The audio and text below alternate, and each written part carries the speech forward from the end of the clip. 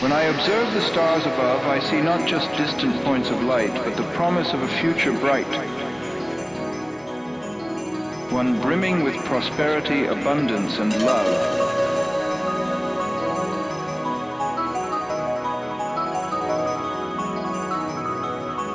A world where all beings in the great kingdom unite.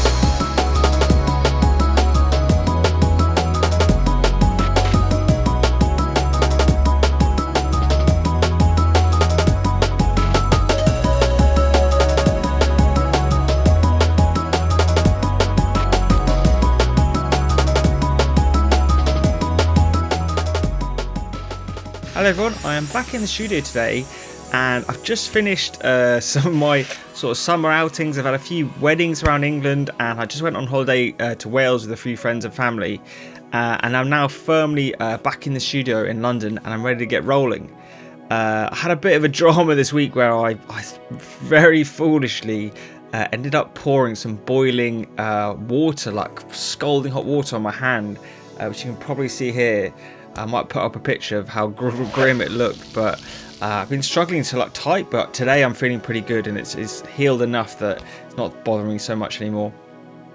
So I'm just going to roll the cameras and make a tune today. I have a little bit of an idea of something I made, so I'm not starting from scratch, but this might be a good video of carrying on a project, diving back into something and see what you can make of it. For this project, I've actually been referencing this epic tune I'm sure a lot of you will know from Unreal Tournament, the video game, called Foregone Destruction. This track, written by Michael van der Bos, was very likely made on one of those old tracker programs like Fast Tracker or Impulse Tracker, as they were very popular for video game composers in the late 1990s. Even though I never actually played that much Unreal Tournament, this tune still makes me feel weirdly nostalgic and definitely captures that 90s vibe and is a little bit of a banger in its own right.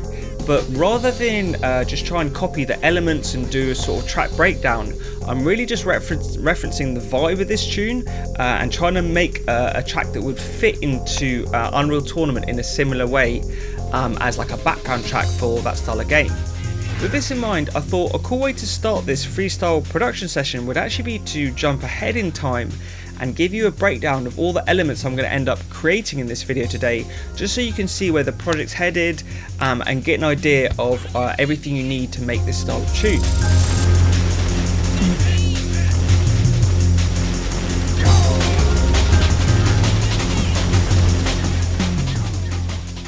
Okay, so this is going to be pretty quick fire just to rattle through these elements, but you can clearly hear from listening to Foregone Destruction that the pad and the bass and the ARP melody, the kind of Sine ARP, really make up the core of the track. And so whilst I haven't copied those elements directly, I have done something similar in my tune.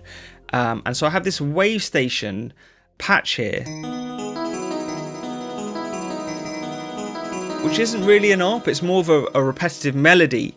But it kind of serves a similar purpose, and then I actually layer this with a sine later on as well.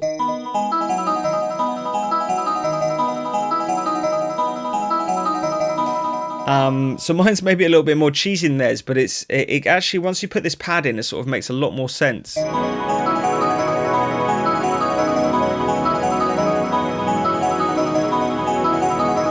And this is just a pad I've actually taken from another project, so it's just a resampled pad layer, which I've then pitched down, and I'm also playing two notes at the same time. So I've got a ping pong loop on, and I'm actually playing an octave high and low, so you get, basically, if I show you the two sides of it, have the low note and the high one, and it just makes a thicker pad sound without changing the harmony of the pad, so it's a good trick, that one. And then with the bass as well, so I have the pads, this kind of sine lead,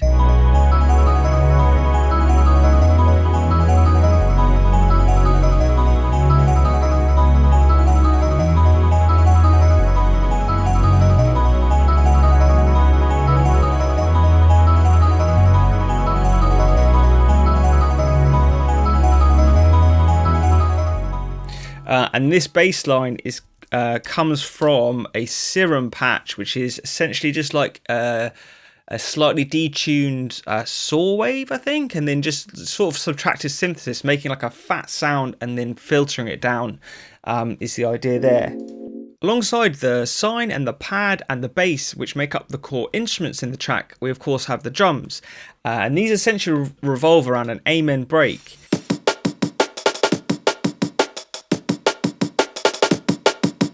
So this has been both pitched up, and I've pulled in the decay to make it nice and snappy, and then I'm layering this with another drum break as well here.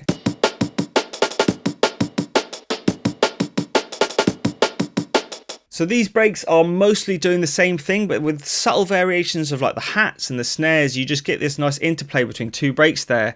And then I've put a nice kick layer underneath, which is quite an important thing in this tune actually, because none of those breaks have a really strong kick in the way I've processed them.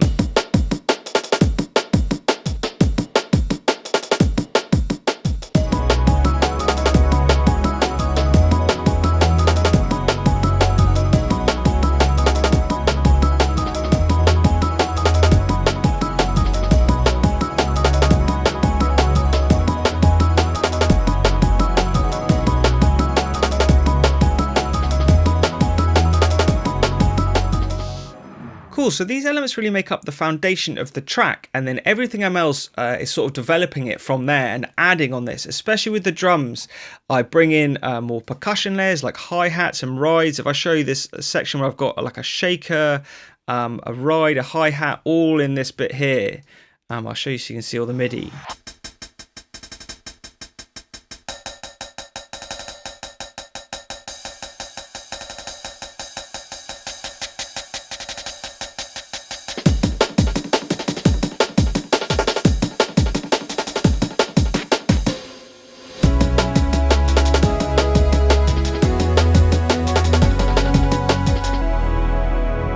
Okay, cool, so that's probably enough of me talking today and running you through things, so let's dive into my production session and see how I got on.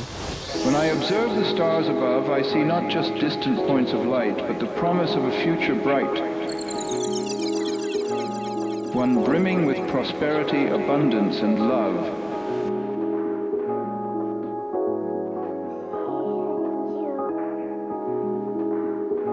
A world where all beings in the great kingdom unite.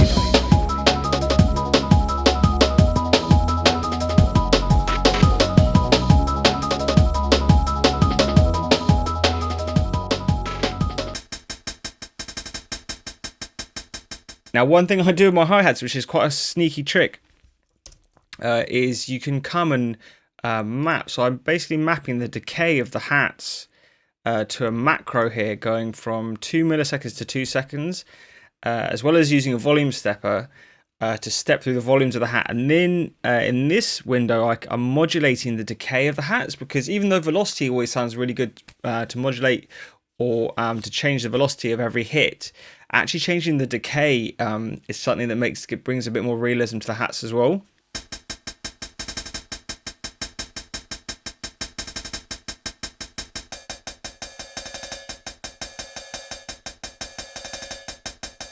So this ride's not really come through as a traditional ride, so I could have another ride layer almost. So you can sometimes put them more like rhythm like this. Dun dun dun. Not nice. So it's already got a volume stepper on there as well, so I don't really need to change the velocities here.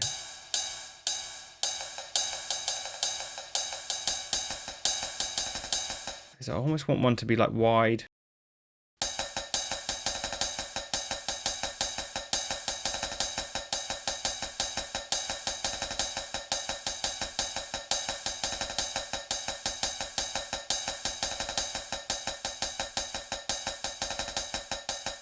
So maybe not bad.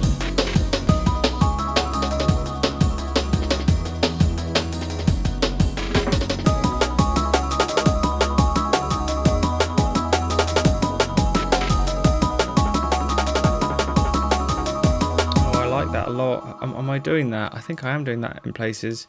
If I'm not, I should definitely... so the way I can do delay mix, yeah. So I can automate this.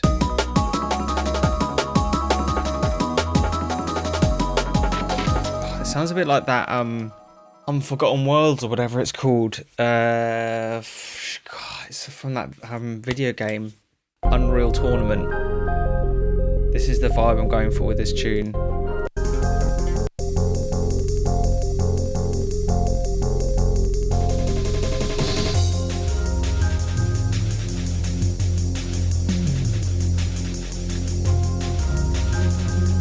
Cool, we're kind of on that path a little bit.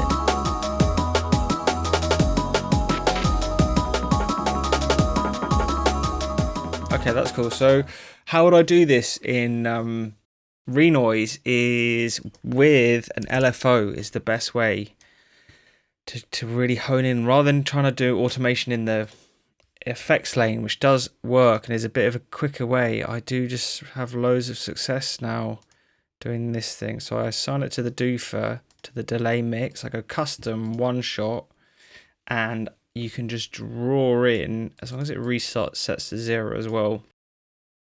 And then you right click reset, so it's going to go through this. And maybe if I make this 16, and it wants to be full amplitude, so it resets to 0.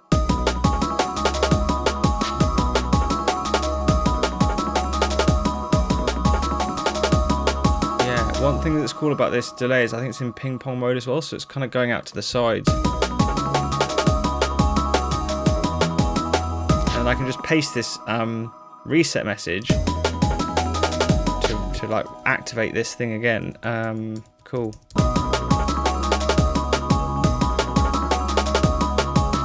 Interesting, isn't it? That's kind of cool.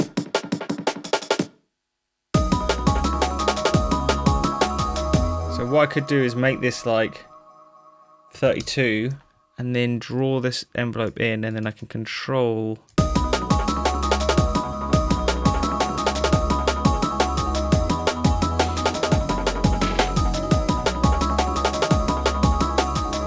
okay, interesting. I wonder, because this is in the track, if I can do something cool. Whoa, that was actually a mad effect, but I didn't record it. So this is the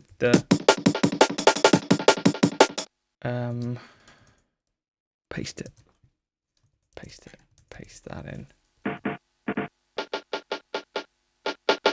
Yeah, here, like a roll of these snares.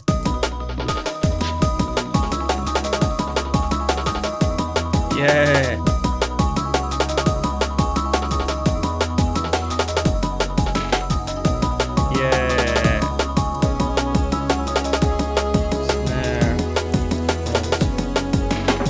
So I've got this. Dun dun. Like.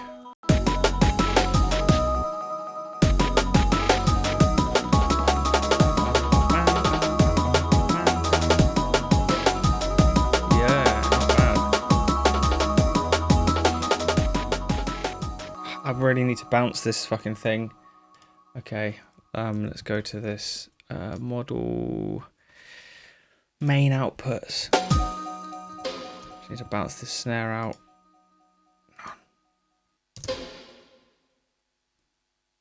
Okay. Snare, verb. Make it big. Make it big. Okay, here we go. Now we can have verb, resample. And then I can turn it down loads, -25, and reverse it, and then add this and go S40, 80.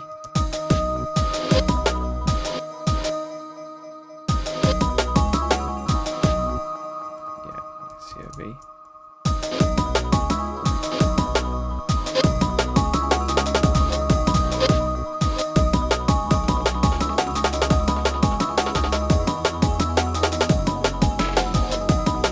It's like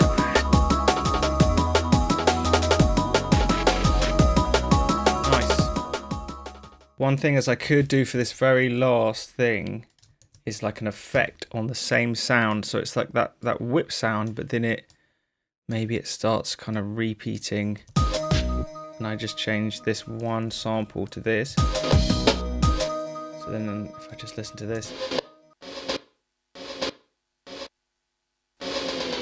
Yeah, and then I have a volume envelope as well, sustain off. Cool, pitch, maybe 24. Maybe it wants to just go to a delay. That's kind of cool, isn't it? Maybe just record.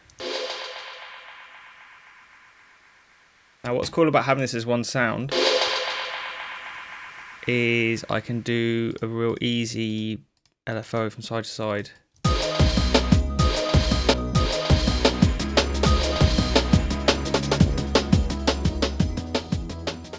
Yeah, make the bass cooler. The bass is a Serum patch.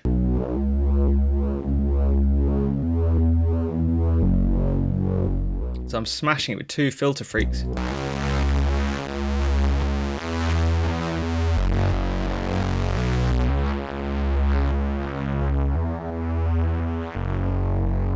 don't know what I can do to make this.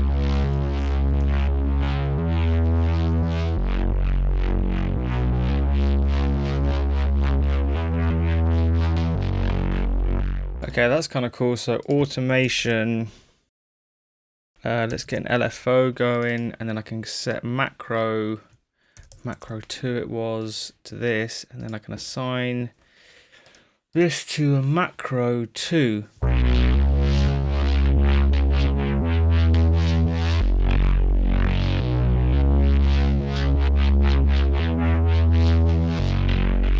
Jesus Christ, it's too like wom, wom, wom, wom, wom, wom, wom, wom.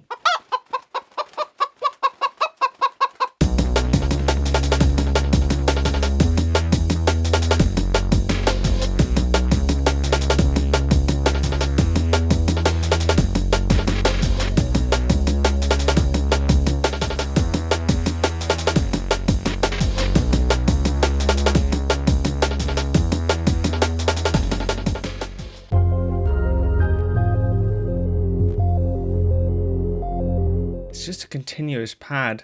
Yeah.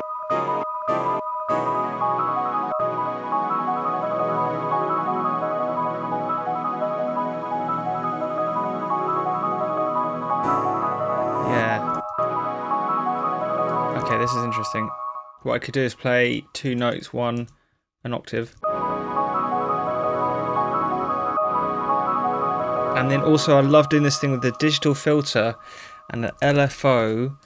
And you go to Chev and like this,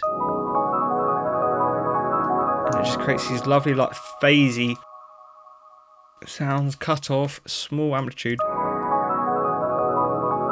in there.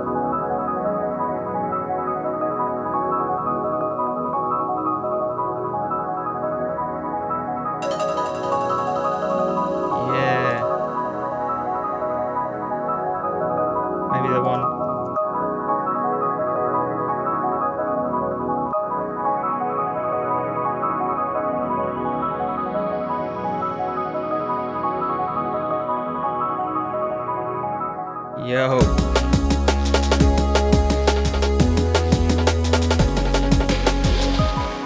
Nice. The way that led in was actually sick.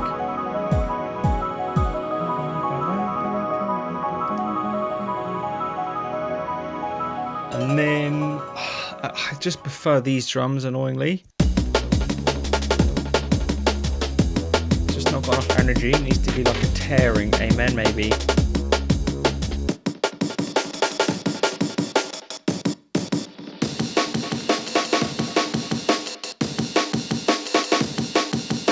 See if we can get something coming in like this. A world where all beings in the great kingdom unite. Yo!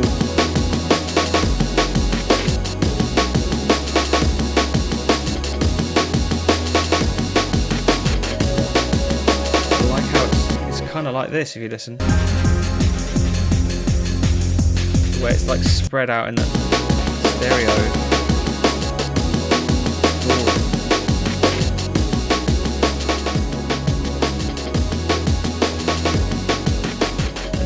bass needs to come back in here.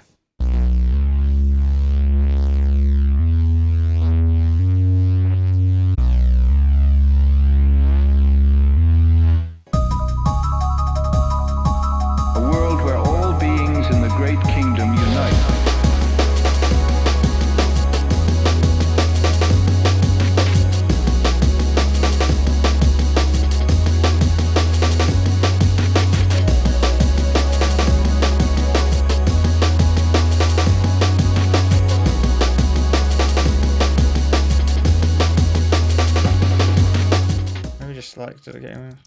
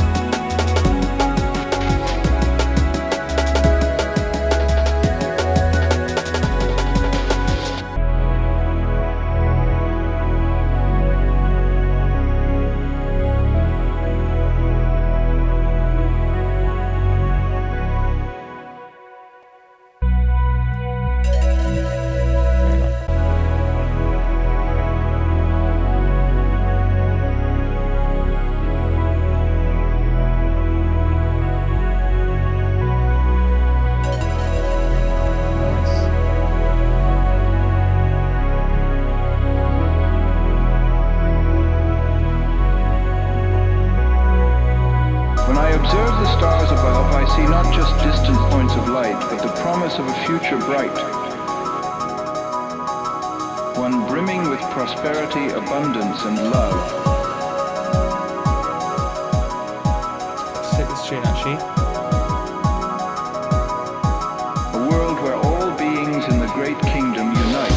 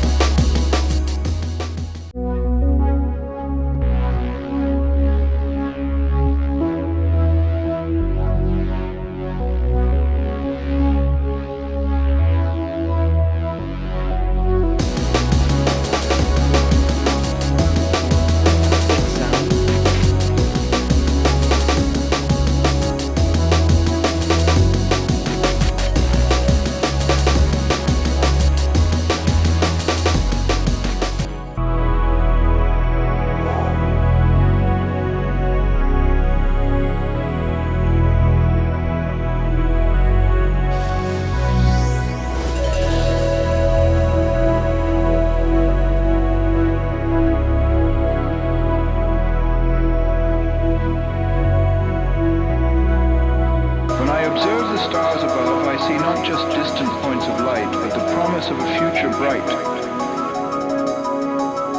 one brimming with prosperity, abundance, and love.